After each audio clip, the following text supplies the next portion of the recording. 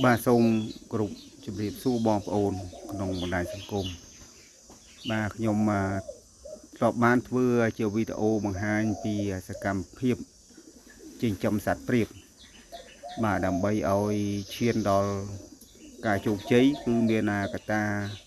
ធំ3គឺទី1ជ្រើសរើសទីតាំងសាងសង់ទ្រុងទី2ការជ្រើសរើសពូជទី3ការថែទាំបាទក្នុងចំណុចការថែទាំខ្ញុំបានលើក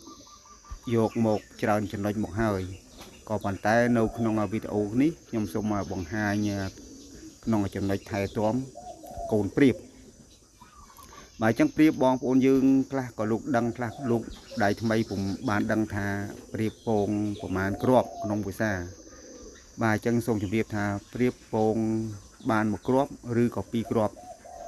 ជាទូទៅគឺ2គ្រាប់ហើយពីពងទៅរហូតដល់ថ្ងៃញាស់ហ្នឹងគឺរយៈពេល20ថ្ងៃបាទក្នុងរូបភាពជាក់ស្ដែងនេះគឺកូនទើបនឹងញាស់បាទហើយកូននេះគឺអាយុ12 13ថ្ងៃបងប្អូនបាទអញ្ចឹងវាធំដុះរោមបែករោមក្រាស់ហើយបាទអញ្ចឹងវាអាយុ10ប្រហែលជាខ្ទង់13 14ថ្ងៃបាទអញ្ចឹងរយៈពេលពីញាស់កូនមកប្រហែលជាអាច15ថ្ងៃយ៉ាងតិចឬទៅ20ថ្ងៃបានមេចាប់ដើមទម្លាក់ពងភាសាទៀតក៏ប៉ុន្តែពេលដែលពងហ្នឹងគឺយើងត្រូវធ្វើសម្បុកមួយផ្សេងទៀតដើម្បីកុំអោយកូនដែលមេនៅបញ្ចុកនេះដែលអាយុ17 18ថ្ងៃមិនទាន់មកបែកចេញនេះវាទៅឆាឆៅអញ្ចឹង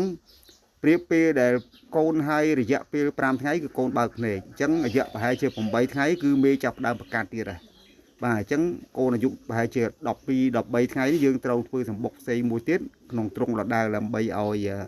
មេបង្កាត់គ្នាទៅរំលាក់ពងនៅសម្បុកផ្សេងយើងធ្វើដូច្នេះកុំឲ្យកូនដែលនៅក្នុងទ្រុងនោះវាទៅឆាឆៅបាទបើសិនជាយើងអត់ធ្វើសម្បុកទេមេព្រាបនឹងអាចពងនៅកន្លែងសម្បុកដែលមានកូនគឺវាអាចប្រឡាក់លាមកឬក៏កូនជន់បែកឆាឆៅវាអាចបែកបើយើងធ្វើសម្បុកផ្សេងគឺវាអាចទៅពងនៅកន្លែងផ្សេងអញ្ចឹងកូនដែលនៅមេបាកំពុងនៅបញ្ចុកនេះគឺវានៅបញ្ចុកដដែលបាទកូនព្រាបអាចរយៈពេល20ថ្ងៃឡើងបានចាប់ដើមចេះរៀនស៊ីចំណីខ្លួនឯងបងប្អូនបាទអញ្ចឹងអរគុណច្រើននៅរាល់ការតាមដានទស្សនារបស់បងប្អូនបើយល់ថាវីដេអូនេះល្អសូមបងប្អូនជួយចែករំលែកដល់អ្នកដៃថ្មីដើម្បីលោកបានយល់ដឹងបាទសូមគោរពជូនពរដល់បងប្អូនយើងទាំងអស់គ្នា